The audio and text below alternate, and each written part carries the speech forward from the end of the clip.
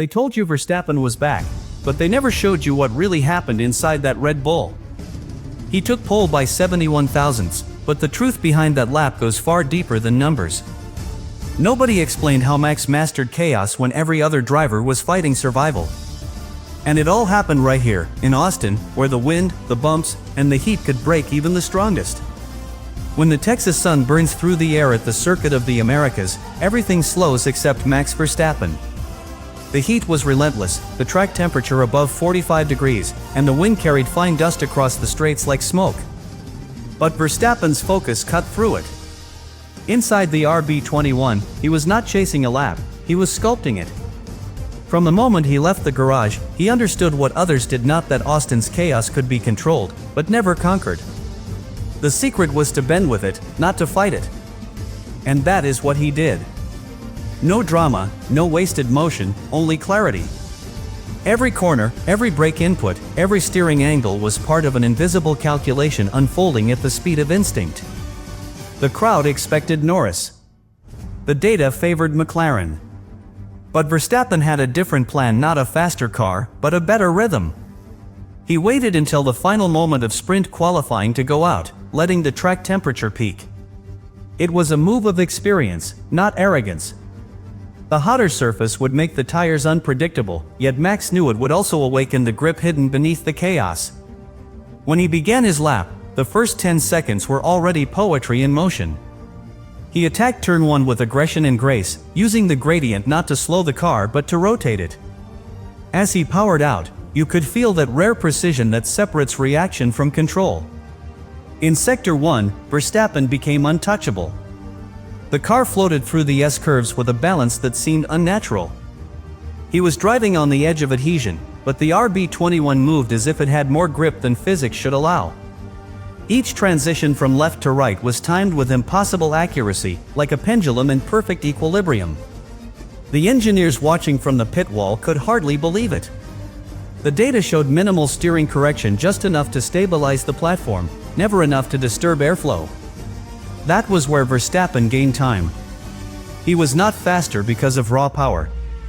He was faster because he lost nothing. Then came the second sector, the part of the track that rewards control under braking and exit traction. McLaren's strength was here. Lando Norris had owned this section all weekend. But Verstappen did not chase his rival's rhythm. He built his own. The braking zone into turn 12 was brutal, yet his touch was subtle. He released pressure just before locking, balancing the car on the limit of grip, saving milliseconds through precision that looked effortless. He was slower than Norris by fractions, but he knew that. He was already preparing for the final act, the sector that would define the day. Before that lap, Red Bull had been living in a storm. The RB21, though fast on paper, was unpredictable on track. Some weekends it looked untouchable, others it was unrecognizable. Verstappen felt it more than anyone. Since mid-season, he had been driving a car that punished commitment, too much throttle, and the rear snapped, too little, and the front lost bite. Engineers called it a narrow window.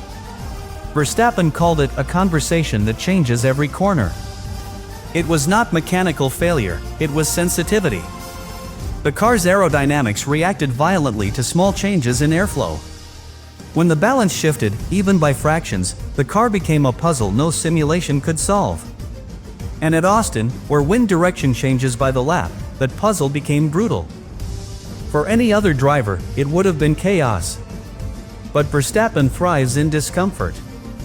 He understood that the only way to stabilize the car was to trust what he could feel, not what the numbers told him. The RB21's biggest flaw was its dependency on surface consistency, and Austin is famous for being everything but consistent.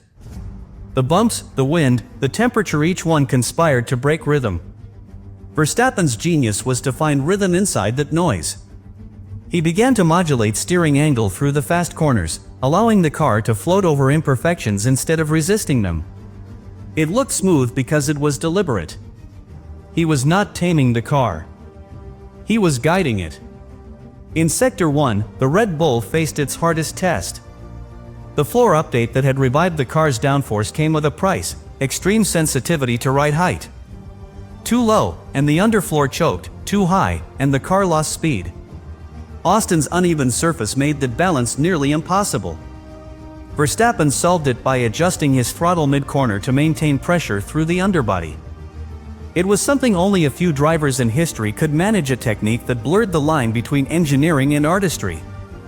The telemetry later revealed something astonishing. His ride height variation across the lap was the lowest of anyone on the grid. He had literally balanced the car's aerodynamics through his feet and hands alone. The psychological weight was immense. Verstappen had not taken a pole since Austria, 4 months earlier. The questions about Red Bull's decline were constant. Yet he never reacted publicly. He absorbed it. Inside the team, he kept the focus on problem solving, not blame. His engineers say he never raised his voice once during the difficult months. He would look at the data, point to a number, and simply say, "This is where we will find it." That quiet belief held the team together when doubt was everywhere. Austin was not just a technical recovery, it was emotional redemption, proof that Red Bull still believed in the man who could carry their future through sheer conviction. From the outside, it looked like business as usual, another Verstappen pole. But inside the team, it felt like oxygen after months underwater. The RB21 had finally stopped fighting itself, and Max had found the perfect tone between aggression and patience. His victory was not in the lap time, it was in the process. Because when you have a car that bites back, the difference between disaster and dominance is not setup. It is mindset. Inside the Red Bull garage that Friday night, there was no celebration, only study. The engineers surrounded the monitors, watching the lap from every angle, frame by frame. The RB21, for the first time in months, had delivered a complete aerodynamic response. The new floor, introduced in Monza and refined since Singapore, was finally working as intended, but only under the control of Verstappen. Every other driver who tested that setup earlier in the season struggled to keep it stable through high-speed turns. Verstappen did not. He could feel where the downforce lived, almost anticipating when it would fade before the sensors could register it. His team calls it the sixth sense, the ability to drive faster than the data can predict. At Austin, that ability turned into the foundation of Red Bull's rebirth. Laurent Nakis, in his first season as team principal, had pushed for a disciplined, data-driven culture. But what changed the team was not software or simulation, it was Verstappen's feedback. In the simulator before Austin, he had identified that the car's instability came not from the suspension but from how the floor's vortices interacted with crosswinds. The engineers listened, redesigned the rear diffuser flow fence, and brought the update. It worked. The telemetry from his pole lap showed that in the opening sector, the section dominated by aerodynamic precision, Verstappen carried more speed through turns 4 and 5 than at any other point all season. The lap was proof that when human intuition and engineering discipline align, magic happens. In the cockpit, Verstappen treated the car like a living instrument. His steering was smooth but deliberate, guiding the air beneath the chassis rather than fighting it. Each input had purpose. When he lifted slightly before turn 9, it was not hesitation, it was timing, allowing the airflow to stabilize before reattaching on the next apex. These are details that never appear on television but define the art of driving at the limit. The RB21 was no longer an unpredictable monster, it had become a tool of expression. Verstappen was not adapting to the car anymore. The car was adapting to him. That is the difference between a champion and a contender. Red Bull's engineers later revealed that Verstappen's energy management was another unseen masterpiece. With the ERS deployment set manually, he used bursts of electrical power not for acceleration, but to stabilize weight transfer through medium-speed corners. By accelerating gently through load changes, he prevented rear-end oscillation, a technique unique to him. On paper, it cost him a fraction of a second in straight-line speed. In reality, it gave him the confidence to attack the final sector without fear of traction loss. Those purple sectors were not just speed, they were intelligence turned into motion. It was the kind of control that cannot be copied, only respected. When the team reviewed the data, they realized something remarkable. Verstappen's throttle modulation across the lap varied by less than 1%. It meant his rhythm was as consistent as a metronome, even across bumps that sent other cars skidding. That consistency allowed Red Bull to recalibrate its entire aerodynamic model around him. For the first time in months, the engineers were not chasing balance, they were building upon it. Mackey's described the feeling as clarity, the moment when the fog lifted and the numbers began to make sense again. And at the heart of it all stood Verstappen, calm, unshaken, translating chaos into direction.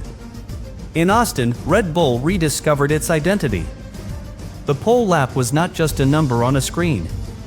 It was evidence that precision still wins in a sport obsessed with power. Verstappen proved that technology alone is not enough. It takes intuition, courage, and relentless focus to transform potential into performance.